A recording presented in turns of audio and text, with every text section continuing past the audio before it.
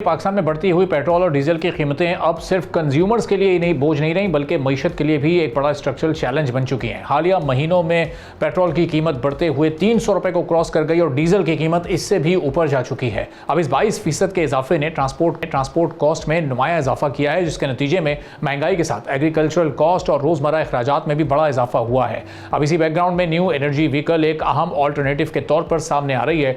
Market के leading auto brand समेत auto industry के एक्सपर्ट्स के मुताबिक महंगे फ्यूल ने कंज्यूमर्स को इलेक्ट्रिक और हाइब्रिड गाड़ियों की तरफ अब ज्यादा अट्रैक्ट करना शुरू कर दिया है, क्योंकि इनकी फी किलोमीटर कॉस्ट नुमाया तौर पर कम नजर आ रही है। जहां रिवायती गाड़ियों की कॉस्ट 30 से 35 रुपए फी किलोमीटर तक पहुंच चुकी है, वहीं इलेक्ट्रिक गाड़ियां इससे कहीं कम खर्च पर चल सकती हैं। हुकूमत की नेशनल एनर्जी व्हीकल पॉलिसी 2025 से 2030 इस तब्दीली को तेज करने के लिए मरकजी किरदार अदा कर सकती है। इस पॉलिसी के तहत तकरीबन 100 अरब रुपए की सब्सिडी के साथ टैक्स में छूट और कम इंटरेस्ट रेट पर फाइनेंसिंग फराहम की जा रही है। साथ ही 2030 तक 3000 चार्जिंग स्टेशंस लगाने का टारगेट रखा गया है, जो इंफ्रास्ट्रक्चर के बड़े गैप को काफी हद तक कम करेगा।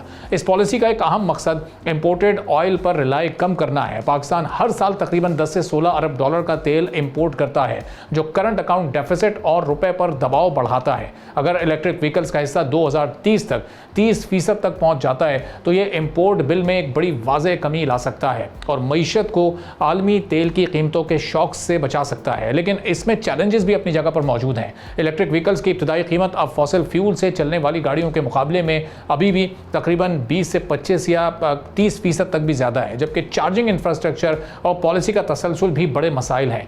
एक्सपर्ट्स के मुताबिक अगर पॉलिसी में तसलसल ना रहा तो इन्वेस्टमेंट्स मुतासर हो सकती हैं, खासतौर पर उस वक्त जब मकामी मैन्युफैक्चरिंग के मंसूबे 2026 से शुरू होने जा रहे हैं। ओवरऑल महंगा फ्यूल पाकिस्तान के लिए एक बहरान के साथ साथ एक मौका भी है, एक ज़बरदस्त अपॉर्चुनिटी है। अगर दुरुस्त पॉलिसी के साथ इन्वेस्टमेंट और इंफ्रास्ट्रक्चर की तरक्की जारी रही तो इलेक्ट्रिक व्हीकल्स न सिर्फ कंज्यूमर्स के अखराजात को कम कर सकती हैं बल्कि मुल्क की मईशत को भी ज़्यादा स्टेबल और इंडिपेंडेंट बना सकती हैं। लेकिन अब ये सब मुमकिन कैसे होगा? जो टारगेट्स 2030 तक के रखे गए हैं उस तक पहुँचना इन मौजूदा हालात में कितना आसान चैलेंजिंग होगा, इस पर हम बात करेंगे। सौलिया हसन साहिबा इलेक्ट्रिक व्हीकल्स एक्सपर्ट हैं, हमारे साथ मौजूद हैं। बहुत शुक्रिया सौलिया साहिबा, प्रोग्राम के लिए आपने वक्त निकाला। अब इस एक महीने में हमने देखा कि तेल की कीमतें बहुत तेज़ी के साथ बढ़ी, जो इशूज़ हैं वो अपनी जगह पर हैं। अगर ये सिलसिला प्रोलॉन्ग करता है तो लोगों के लिए गाड़ियों में फ्यूल डलवाना एक बड़ा मसला हो चुका है। इस सिचुएशन में क्या ईवीज़ अपनी जगह बहुत तेज़ी के साथ बना सकती हैं?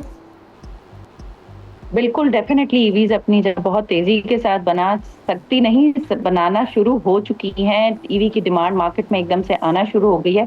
देखें, जो आपने कहा ना कि इलेक्ट्रिक गाड़ियों की प्राइसेस बहुत ज्यादा हैं, तो इलेक्ट्रिक आप लग्जरी गाड़ी के ऊपर ना जाएं, आप इलेक्ट्रिक छोटी यूटिलिटी कार्स के ऊपर जाएं।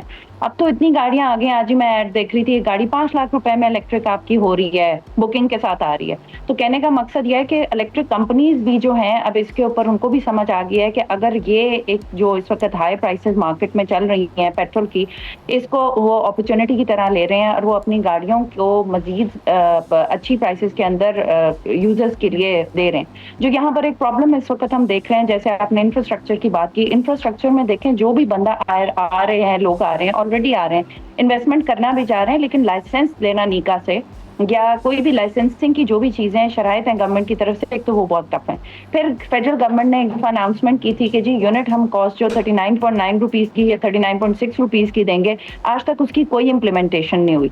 तो जो थोड़े बहुत भी चार्जिंग स्टेशन हैं उनकी वायबिलिटी बनना शुरू हो गई है। पहले भी एक पिछले प्रोग्राम में मैंने आप लोगों के साथ डिस्कशन की थी कि किसी भी पेट्रोल पंप के बंदे के पास जिधर वो एक भी 160 किलोवाट का चार्जर आता है, तो महीने के अंदर अंदर अगर डेली की 10 गाड़ियां उसे चार्ज होती हैं तो महीने के अंदर अंदर उसका ROI कंप्लीट होना शुरू हो जाएगा। जितनी उसकी इन्वेस्टमेंट उसे एक मशीन के ऊपर लग रही है वो है। इसके अलावा जितने भी पेट्रोल पंप्स हैं उनके पास ऑलरेडी वो लगे हुए हैं, ट्रांसफार्मर्स लगे हुए हैं। तो जिनके पास ट्रांसफार्मर्स लगे हुए हैं, आई वुड रिक्वेस्ट कि आप लोग भी मिलकर अपील करें गवर्नमेंट से कि जो लोग इसमें इन्वेस्ट करना चाह रहे हैं उनके लिए लाइसेंसिंग ईजी बनाएं, और जो आपने यूनिट की कॉस्ट बताई थी, पहले भी अनाउंसमेंट कर चुकी है फेडरल गवर्नमेंट, उसको इम्प्लीमेंट कर रहे हैं। तो लोगों के लिए मेरे ख्याल में आज के टाइम पर भी अगर छोटी से छोटी पेट्रोल गाड़ी की भी आप नाम लें, छोटी से छोटी जिस वक्त मार्केट में चल रही है, रनिंग कॉस्ट जो है वो वाकई में आपने सही बताया, वो 28 से 34 रुपीज के बीच में चली गई है, जो अभी करंट फ्यूल प्राइसेस हैं। और इलेक्ट्रिक जो है, जो यूनिट घर के ऊपर अगर आप चार्जिंग करेंगे तो 70 रुपए भी अगर लगा लें मैक्सिमम सारे टैक्सेस डालकर एक यूनिट की, तो पर रनिंग कॉस्ट उस गाड़ी की आपको हार्डली 5 से 6 रुपए पड़ेगी।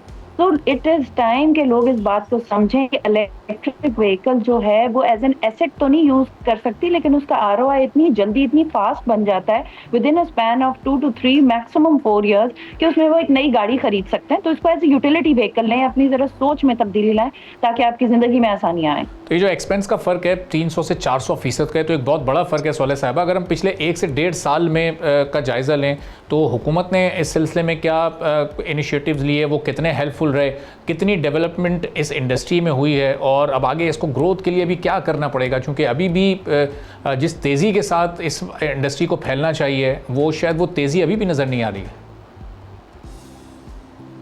देखिए, तेजी तो आ रही है नजर, अभी मशरूम ग्रोथ हो गई है कंपनीज की, लेकिन बात यही है कि बहुत कम स्ट्रॉन्ग बड़ी कंपनीज हैं जो कि इलेक्ट्रिक प्रोडक्ट्स लेकर आ रही हैं। दूसरी गवर्नमेंट की सपोर्ट रह गई। देखें, गवर्नमेंट की सबसे बड़ी सपोर्ट यह है कि पर यूनिट कॉस्ट को 39.6 या 9 रुपीज जो भी उन लोगों ने अनाउंस किया था, एक तो उसको इम्प्लीमेंट करें, नंबर 1।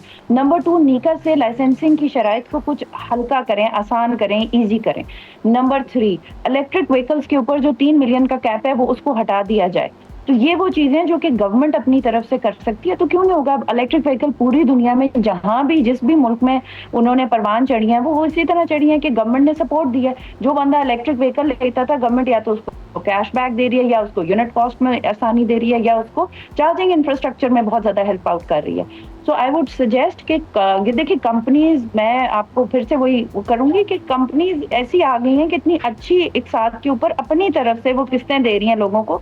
सो मैं लोगों को यही सजेस्ट करूंगी कि काइंडली ये एक सोल्यूशन है जो कि आप लोगों के पास है, जहां आप महीने का 60 से 1 लाख रुपए पेट्रोल के ऊपर खर्चा करते हैं, बिकॉज आपकी मूवमेंट तो है ही है। आपने दफ्तर भी जाना है, गवर्नमेंट जितना कहे कि जी फ्राइडे को हमने ऑफ कर दिया, जितना भी काम तो करना है, बच्चों ने स्कूल जाना है, सब लोगों ने अपनी अपनी वर्क प्लेस तक पहुंचना है, जाना है, आना है, वो बाइक्स हो, वो गाड़ियां हो, वो कोई भी हो, वो रिक्शा हो, वो कोई सी भी ट्रांसपोर्ट हो, that has to be use.